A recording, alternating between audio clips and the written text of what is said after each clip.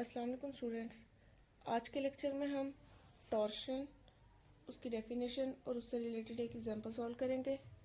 उससे पहले हम कुछ फार्मूलाज को रिकॉल कर लेते हैं जो हमने लास्ट लेक्चर्स में किए थे।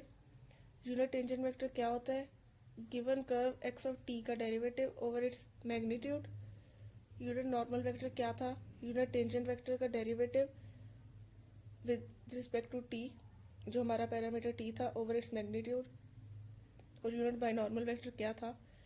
वो वेक्टर जो यूनिट टेंजेंट और यूनिट नॉर्मल के परपेंडिकुलर था, और उसका क्या फार्मूला देखा था? Unit tangent vector cross unit normal vector.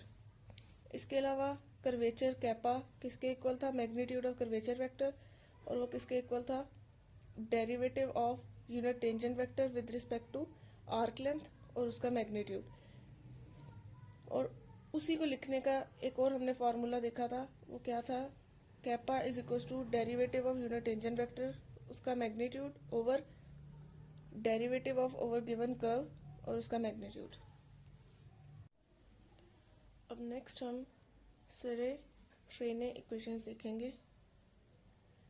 Along a curve x of t with natural representation x of s, उसकी natural representation x of s क्या होगी? अगर हम हमारी कर्व को पैरामीटर ऑफ आर्क लेंथ की टर्म्स में लिख लें।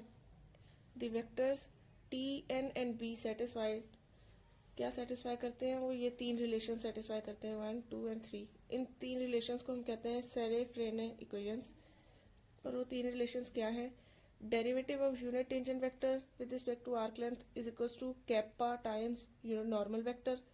Derivative of unit normal vector with respect to arc length is equals to minus kappa into unit tangent vector plus tau and unit binormal vector. And third relation is derivative of unit binormal vector with respect to arc length is equals to minus tau into unit normal vector. और इसी को लिखने का ये भी तरीका है, क्योंकि ये नोटेशन ही है कि हम किसी वेक्टर का अगर derivative with respect to arc length ले रहे हैं तो हम उस पर ये डॉट लगा देते हैं। The above equations are called the Serre-Freine equations of a curve. अब इन तीन रिलेशंस में हमारे पास ये स्केलर टॉ यूज हो रहा है। तो टॉ क्या है? Hey tau is the torsion of the given curve.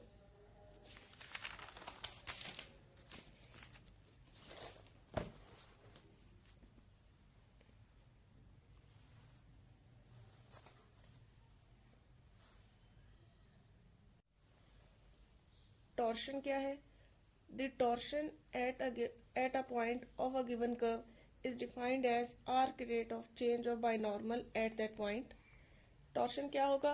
जैसे हमने कर्वेचर को डिफाइन किया था arc rate of change of tangent with respect arc rate of change of tangent, इसी तरह हम टॉर्शन को डिफाइन करते हैं arc rate of change of binormal. The magnitude of torsion is denoted by tau. Torsion का magnitude क्या होगा? Tau. Remark है,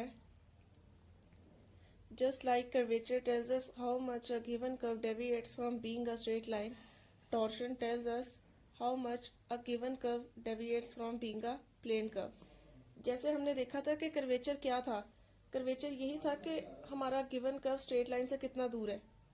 अगर तो हमारे कर्व का कर्वेचर 0 आ रहा था तो हम कहते थे हमारी गिवन कर्व एक स्ट्रेट लाइन है। इसी तरह टॉर्शन जो है वो हमें किसी कर्व के प्लेन कर्व होने के बारे में बताता है कि हमारी गिवन कर्व प्लेन कर्व होने से कितना दूर है। अगर तो हमारा टॉर्शन 0 हो जाएगा तो हमारी गिवन कर्व एक प्लेन कर्व बन जाएगी। प्लेन कर्व कौन सी होती है? जो हमारे प्लेन के अंदर ही लाई करती है। थ्योरम है, a necessary and sufficient condition that a given curve is a plane curve is that tau is equals to 0 at all points. कि कोई भी हमारी गिवन कर्व प्लेन कर्व कब होगी? अगर उसके हर पॉइंट पे जो टॉर्शन का मैग्नीट्यूड या टॉर्शन है वो 0 आ जाए। और टॉर्शन को हम सेकंड कर्वेचर भी कहते हैं। अब हम कर्वेचर का फॉर्मूला रिकॉल कर लेते हैं जो हम लोगों ने प्रीवियस लेक्चर्स में डिराइव किया था। क्या था? Along a curve x the curvature kappa is given by magnitude of cross product of x dash and x double dash over magnitude cube of magnitude of x dash. इसी तरह जो torsion है उसका भी हमारे पास एक फार्मूला है, वो क्या है, the torsion is given along the curve by tau is equals to x dash x double dash x triple dash, इनका स्केलर ट्रिपल प्रोडक्ट ले लिया over x dash cross x double dash उसके magnitude का square. यहाँ मैं टॉ को torsion कह रही हूँ, हालांकि टॉर्शन क्या है, वो जो टॉ क्या है वो टॉर्शन का मैग्नीट्यूड है, इसलिए मैं जब भी वर्ड टॉर्शन यूज़ करूँगी वो हमारे टॉर्शन का मैग्नीट्यूड टॉ ही होगा, क्योंकि उसका मैग्नीट्यूड एक स्केलर है और टॉ भी एक स्केलर है, जो हमने प्रीवियस फार्मूलाज में देखा भी था। उसके बाद हम एक क्वेश्चन सॉल्व कर लेते हैं। Question 4.16, find curvature and torsion along the curve x. हमारे गिवन कर्व है, हमने उसके अलोंग कर्वेचर और टॉर्शन कैलकुलेट करना है। कर्वेचर का फार्मूला यहाँ से हमने लिख लिया, kappa is equals to x dash cross x double dash और x dash cube, and tau is equals to scalar triple product of x dash x double dash x triple dash over square of magnitude of x dash cross x double dash. अब इन formulas के लिए हम लोग values निकाल लेते हैं, X dash की, एक्स डबल डैश की और एक्स ट्रिपल डैश की। एक्स डैश क्या आ जाएगा, derivative of given curve with respect to T, वो क्या आएगा, 3 minus 3t square plus 6t और यहाँ 3 plus 3t square.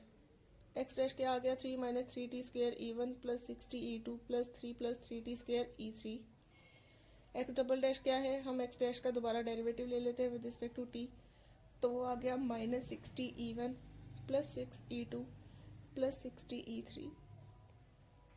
Triple derivative दोबारा हम लोगों ने derivative with respect to T ले लिया एक्स डबल डैश का, तो हमारे पास क्या आ गया, X triple dash is equals to minus 6 e1 plus 6 e3। अब इन फार्मूलाज के लिए हमें वैल्यूज चाहिए, तो हम क्या करेंगे, क्रॉस प्रोडक्ट कैलकुलेट कर लेंगे एक्स डैश और एक्स डबल डैश का, और स्केलर ट्रिपल प्रोडक्ट कैलकुलेट कर लेंगे x dash x double dash और एक्स ट्रिपल डैश का। X dash x double dash इनका क्रॉस प्रोडक्ट कैसे ले लिया हमने, e1 e2 e3 एक रो, एक्स डैश से एक रो बन गई और एक्स डबल डैश से तीसरी रो बन गई। क्रॉस प्रोडक्ट लिया, इस डिटर्मिनेंट को हम लोगों ने सिंप्लीफाई किया, तो हमारे पास एक्स डैश और एक्स डबल डैश का क्रॉस प्रोडक्ट किसके इक्वल आ गया, 18 into T square minus 1 e1 minus 36 T e2 plus 18 into T square plus 1 e3। और इसी तरह हमने एक्स डैश और x double dash x triple dash का स्केलर ट्रिपल प्रोडक्ट ले लिया, एक्स डैश से फर्स्ट रो बन गई, एक्स डबल डैश से सेकंड और एक्स ट्रिपल डैश से थर्ड रो। हमने डिटर्मिनेंट को सिंप्लीफाई किया, तो हमारे पास क्या आया, 3 minus 3t square into 36 minus 6t into minus 36t plus 3 T square into 36। इस एक्सप्रेशन को सिंप्लीफाई किया तो हमारे पास फाइनली स्केलर ट्रिपल प्रोडक्ट की वैल्यू क्या आ गई, 216।